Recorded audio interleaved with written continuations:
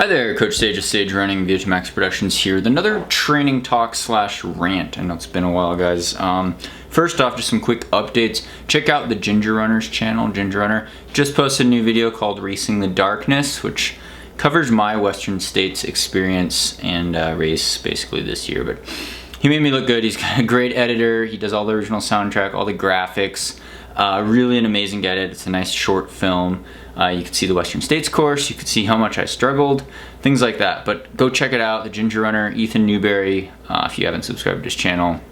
He just posted that yesterday, so really excited to collaborate with him on that project. I didn't do any of the work, I just ran and trained like normal. He just filmed me and Sandy and my parents, and my pacer had GoPros out on the Western States course, so that was good. Yeah, and hope your training's going well also. But just getting into, athletics and the Olympics, watching the Olympics now. Well, let's be honest, I'm not really watching the Olympics. I wish I could. We don't have a TV. I haven't had a TV for 4 years since I've been in Boulder. Really basic internet plan in the apartment here, so we actually can't even stream. We couldn't stream the Olympic trials. I got very frustrated trying to do that for free. Could probably pay to get some sort of streaming maybe from NBC, but I've just been looking at the distance results, to tell you the truth. I live in a cave. I'm sorry, guys. I don't watch TV. We don't even have Netflix. But yeah, so Olympics got the discussion going on improvement in sport, got the discussion going on my favorite topic of performance-enhancing drugs in sport, as well as just, seeing athletics and improvement in general. And I kind of wanted to talk more about the improvement piece, but the whole Olympic thing kind of got me going on that. And people are comparing, the swimmers setting world records in their prelims and winning so many gold medals to runners. And I said, you can't compare the sports like that. First of all, there's way more runners in the world than there are swimmers. Swimming's I think, and correct me if I'm wrong, a lot smaller of a sport. Now, granted, it's fiercely competitive in a lot of places in the U.S., but you have to think, like, how many people have access to swimming pools like that? How many people actually really work on their breaststroke and stuff? Not to take away anything from those all amazing athletes. I could barely swim. But I'm just saying, it's more plausible for world records to get broken all the time in a sport like that versus a sport like distance running, where there are a lot of people worldwide that compete in standard track events, and you don't have to have access necessarily to a great track. You could be running on a dirt track and training and doing really well on the world scene, or marathon, road running, whatever. Shout out to former teammate Desiree Linden, who just placed in the top 10. Well, 3 U.S. women in the top 10 for the marathon. Great performance. I used to hang out with her kind of when I was on the team out there in Michigan. And yeah, just a great solid performance, gutsy performance, smart racing tactics on that event. But you look at some of the other events on the track, the 10Ks went on. I'm biased, I look at distance events only. But yeah, world record in the women's 10K. There's a lot of suspicion going on with that performance. I'm actually not going to say anything about it, but you could check out all the discussion going on Let's Run, and in my news feed, at least, in my social media circles, it's a lot of distance running. So there's a lot of speculation. And I'll say this, I don't think a lot of people realize, and granted, I haven't run that fast for 10K. I'm only a 29:47 10K runner. It's hard to improve by large amounts when you're getting into the more elite level. And just like for some examples, I don't think some people realize the scale of time, how seconds get exponentially harder to shave off as you approach certain limits, theoretically, like the 2-hour marathon barrier and things like that. So say, for example, I'm talking to someone or coaching someone that wants to go from 3:10 in the marathon to under 3, and maybe they've been running for 5 or 10 years. They're pretty advanced. I mean, 3:10 is a very, very good time. You're qualifying for Boston, at least in most age ranges, pretty sure.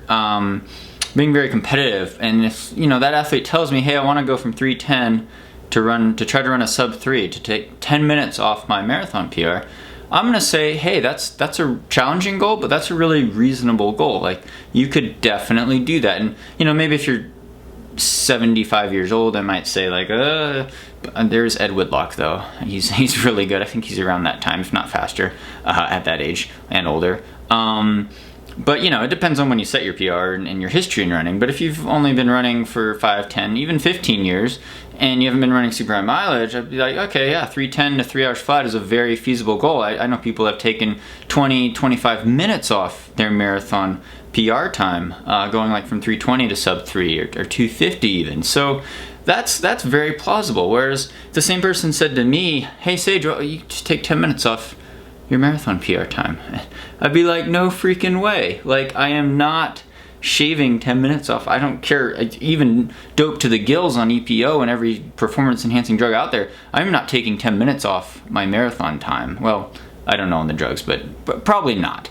I'd be lucky to take off 2 or 3 minutes tops if I focused 100% on just track and marathon and road running. And I don't even know if I could do that. I've always thought 2:15 might be a good limit for me. So, if I took 2 minutes off my time, I'd be running a 2:06 marathon.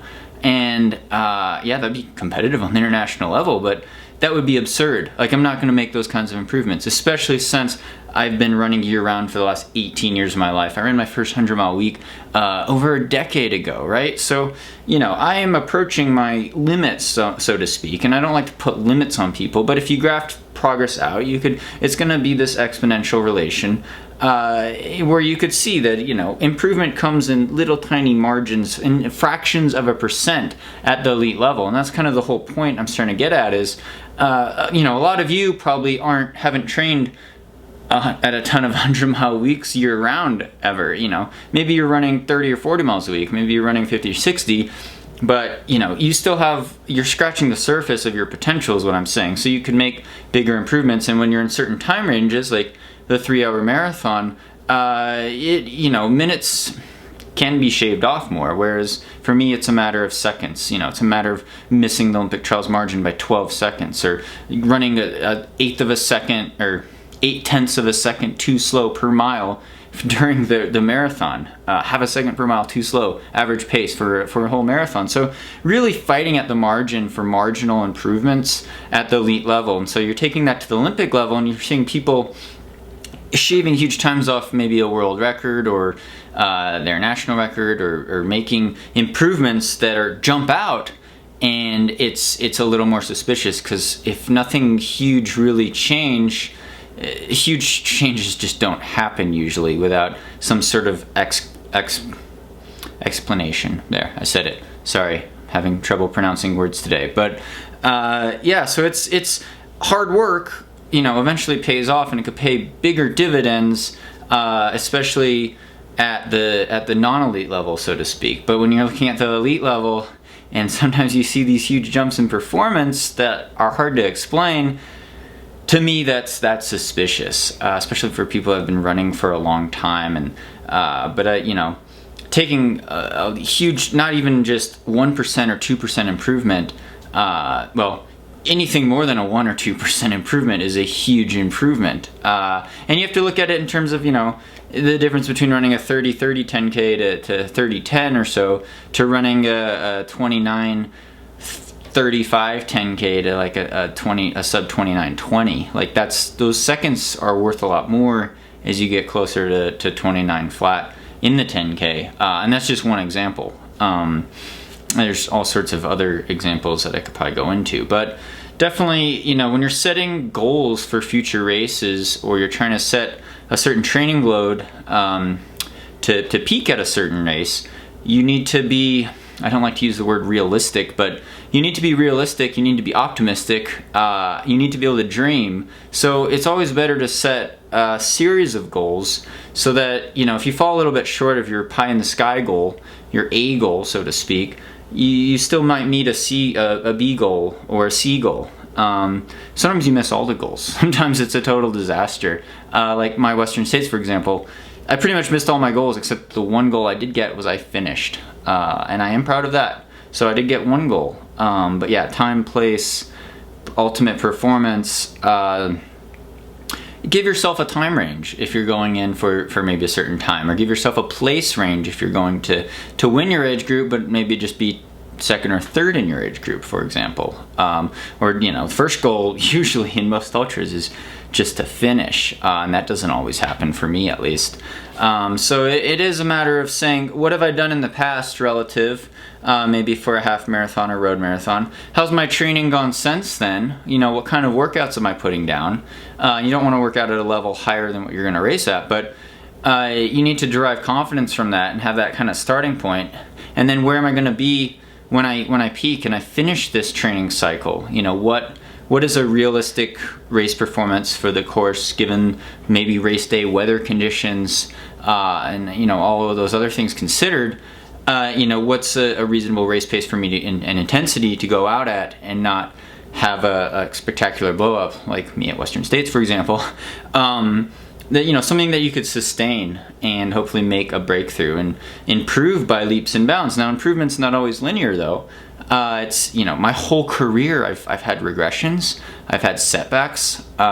It's improvements come very slow and steady, not necessarily steady. I stagnated for a while actually, and then there'll be a little improvement. And sometimes they're bigger than others. The biggest improvement I ever had was probably between 6th grade and 7th grade track. I went from 5:46 in the 1500 to 4:47 in the 1500 in 1 year. I took almost a minute off my 1500 meter time. Well, that never happened again. I mean, it was fighting at the margins, just trying to shave off 5 seconds, 10 seconds maybe, but then regressing 5 seconds. And that's just in the mile to 1500, well, not the mile, but 1500 meters. And yeah, that stagnation's happened all the time. So it's, you know, setbacks occur, regression occurs sometimes. You got to fight through them and persevere and think long-term consistency and never lose sight on your long-term goals. And you know, maybe you don't get from point A to point B directly. It's well, point A to point D directly. Maybe you go point B, point C, then point D. So it's not always a straight, clear path as with lots of things in life. So that's just my rant on improvement, progression, what's realistic, so to speak, in the sport. And it's hard to gauge, I mean, because it does depend on your background and mentality. It depends on your nutrition to some extent. I mean, I trained with Olympian Brian Sell, 210 marathoner. He ate McDonald's all the time. You could eat vegan and be super clean and healthy. That's gonna, I think, in my opinion, that's gonna help your chances a lot. But you know, there's no super magic bullet, so to speak, natural, legal bullet, so to speak, that is gonna really cause humongous breakthroughs. Obviously, being healthy, not getting injured, and being consistent though does pay off, and that's kind of the key takeaway, as well as smart training, smart racing schedule. So again, hope you're doing well. Thanks so much for all the support on here.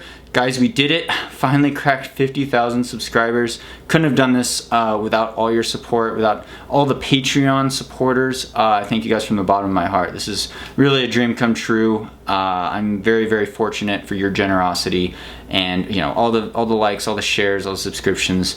It really means a ton to me. So thank you, thank you, thank you, and stay tuned for more via 2Max Productions.